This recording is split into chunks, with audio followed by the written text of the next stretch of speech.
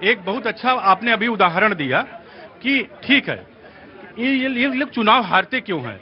ये लोग चुनाव इसलिए हारते हैं। अभी बहुत अच्छा एग्जाम्पल यहां पे मिला, राहुल गांधी जी और कांग्रेस की पूरी टीम जब एक पिछड़े समाज के बेटे को प्रधानमंत्री जी की मां को गाली देते हैं तो लोगों के दिल के ठेस पहुंचता है। जब यहां पे खड़े होकर आदरणीय प्रधानमंत्री पिछड़े समाज के बेटे को इस तरीके से नकल करके उनकी बेइज्जती की जाती, ठेस पहुंचता है। लेकिन हम लोग उस भाजपा की कार्यशाला में पढ़े हैं, आरएसएस की कार्यशाला में पढ़े हैं कि जहां मुलायम सिंह जी ने कार से ऊपर गोली चलाई लेकिन फिर भी हम नाम में मुलायम सिंह जी लगाते हैं। नेहरू जी ने चोरी करके अंबेडकर जी को हरवा दिया, फिर भी नेहरू जी को हम जी लगा, इसी सरकार ने पद्म विभूषण की।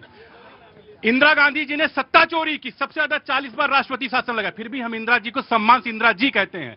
राजीव गांधी जी ने बैलेट चोरी की, रायबरेली में उनके लोगों पर एफआईआर दर्ज है, फिर भी हम राजीव गांधी जी को सम्मान से राजीव जी कहते हैं। सोनिया जी बिना नागरिक बने वोट डाली इसी दिल्ली के अंदर, लेकिन आरोप है, ऐसा आरोप नहीं, वो विदित हो चुका।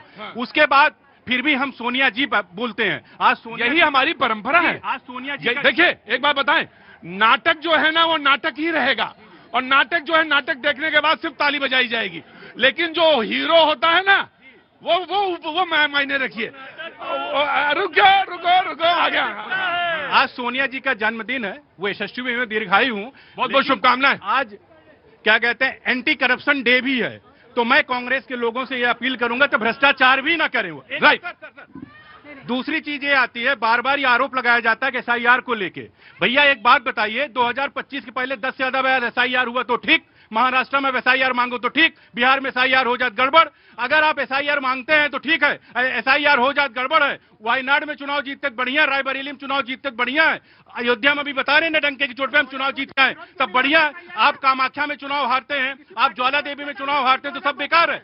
लेकिन दिक्कत जानते हैं क्या, और दूसरी चीज ये बात करते हैं कि अभी मैडम ने बोला कि सुप्रीम कोर्ट के इसके पहले जो व्यवस्था थी केवल एग्जीक्यूटिव ऑर्डर पे थी। बीच में जब 2014 सरकार आई, पहले तो एक ही चुनाव चीफ इलेक्शन कमिश्नर हुआ करते थे, बाद में दो उसमें आए, दो कब आए, जब 90s के बाद में आए। उसके बाद में ये तो कहिए एलओपी जोड़े गए, और सीजीआई की व्यवस्था केवल एडहॉक पे थी। उन्होंने सीजीआई का खुद कहा जब तक कोई दूसरा इसमें नहीं, क्योंकि 2014 में लीडर ऑफ अपोजिशन के हैसियत पे कांग्रेस नहीं थी। राइट, ठीक। इनके आगे हाथ जोड़ रहे हैं आपके चैनल के माध्यम से। सोनिया जी को सोनिया जी मत बोलिए, सोनिया जी को आप सोनिया जी मत बोलिए, क्योंकि कांग्रेस की विधवा बोलने वाले आप लोग थे।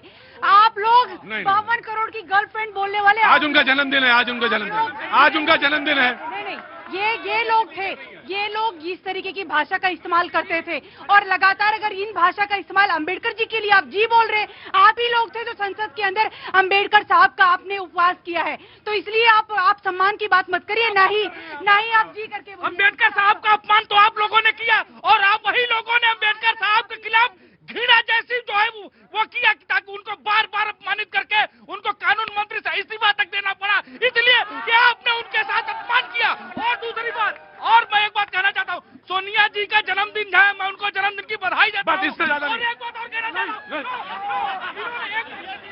नहीं, पहले तो आप जिसका जन्मदिन होता है उसको शुभकामनाएं दी जाती है। बोलने वाले यही लोग हैं, प्रधानमंत्री को मौत का सौदा कर। हाँ, लेकिन पहले आप सम्मान करना सीखिए। दीदी ओ दीदी बोलने वाले ये लोग थे, तो इसीलिए ये महिलाओं के नहीं बोलना गलत है, लेकिन आप व्यंग्य करना गलत है। आप दीदी बोल दीजिए, राइट, ठीक है। मुकेश जी, सुप्रीम कोर्ट से एडवोकेट जी। देखिए, यहाँ पे कंफ्यूजन ये है कि 73वां संविधान संशोधन हुआ हमारे यहाँ पंचायत, जो चुनाव की प्राथमिक इकाई है पंचायत इलेक्शन, तो कौन वोटर इनलीगल है या लीगल है ये तो काउंटिंग वहां से होगी। अनुच्छेद 243 को समझना बहुत जरूरी है। जब तक हम वो नहीं समझेंगे, घर घर जाके मतदाता की गणना करना ये कौन करेगा? ये सरकार करेगी। सरकार की अपनी पॉलिसी है और उसका पूरा इंफ्रास्ट्रक्चर है।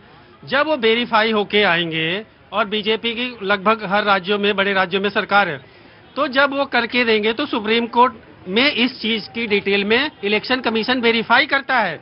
तो जब तक हम गणना करके, और वयस्क मतदाता हैं 18 साल से ऊपर के, जो ये कह रहे हैं कि इतने लोग कट गए, इतने लोग ऐड हुए, इतने नहीं, तो अनुच्छेद 324 और उसके साथ रेड विद अनुच्छेद 243, जब तक हम राज्य और सेंटर के चुनाव का डेटा आपस में नहीं पढ़ेंगे संविधान को, तब तक ये बहस ऐसे निरर्थक जारी रहेगी। राइट, एक पंक्ति मैं इसी पे जोड़ूंगा। बहुत सही चीज इन्होंने कहा कि वयस्क मतदाता कितने होने चाहिए। 18 साल से। नेशनल फैमिली हेल्थ सर्वे जो केंद्र सरकार के आंकड़े हैं, उसने क्लियर किया कि सितंबर में बिहार की आबादी 8 करोड़ 22 लाख थी। तो अगर एसआईआर की प्रक्रिया बिहार में बहुत बेहतर होती तो 7,89,00,000 में बहुत सारे वोट कटते, लेकिन कम से कम वो 8,22,00,000 के आसपास होता, ना कि वो 7,45,00,000 पे पहुंच जाता। ये सब भी कई गंभीर सवाल हैं यहाँ पे SIR के पूरे। 7 लाख अभी है 7,45,00,000 हाँ। टोटल, जो लास्ट में जोड़ के जो तो 65 अगर उसमें कम भी होता तब भी ज्यादा बनता है। जी जी जी। अभी बात कर रहे थे और कह रहे थे कि मतपेटी से मतदान होना चाहिए।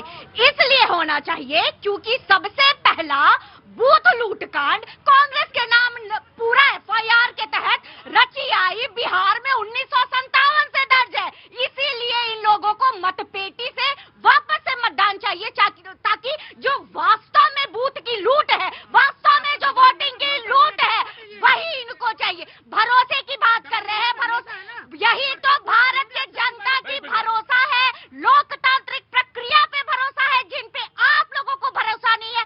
अपने जी काय के लिए चाहिए तुम्हें? यहाँ पे आओ, यहाँ एक मिनट को, एक बच्चा खड़ा है वहाँ। जी हाँ जी बोलो, कहाँ से आना हुआ? मैं बलिया से। बलिया से? अच्छा, क्या काम करते हैं? मुझे मालूम तो है क्या काम करते हैं। समाजवादी पार्टी का एक छोटा सा समाजवादी, तुम्हारा बहुत स्वागत है, अभिनंदन है। क्या नाम है? शाहिद समाजवाद।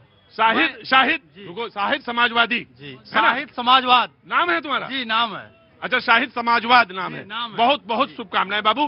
बोलो, समाजवादी है। मैं आपके चैनल के माध्यम से समाजवादी पार्टी का एक छोटा कार्यकर्ता होने के नाते मैं देश के प्रधानमंत्री से उनके आंख में आंख डाल करके एक निवेदन करता हूं कि अगर आप वाकई दूध के धुले हैं तो केवल एक चुनाव 29 का बैलेट पेपर से करा करके देख ले। अगर बैलेट पेपर से भी आपकी सरकार बनती है तो मैं आपका स्वागत करता हूं और मान लूंगा। एक बार सुनो, जनता आपके साथ है। हेलो शाहिद एक मिनट रुको। शाहिद समाजवाद बात तो तुम अगर आंख में आंख डाल के बात कर रहे हो तो एक बात नहीं तुम करो, तुम्हारे ये देश में डेमोक्रेसी है, तुम बोल सकते। रुको, तुम बोल सकते हो, लेकिन एक बात ध्यान रखना, अगर उसमें भी हार गए तो ये बता दो कि कैसे, उसके बाद क्या करोगे ये भी बता के जाओ। हाँ, तुम्हें भरोसा नहीं।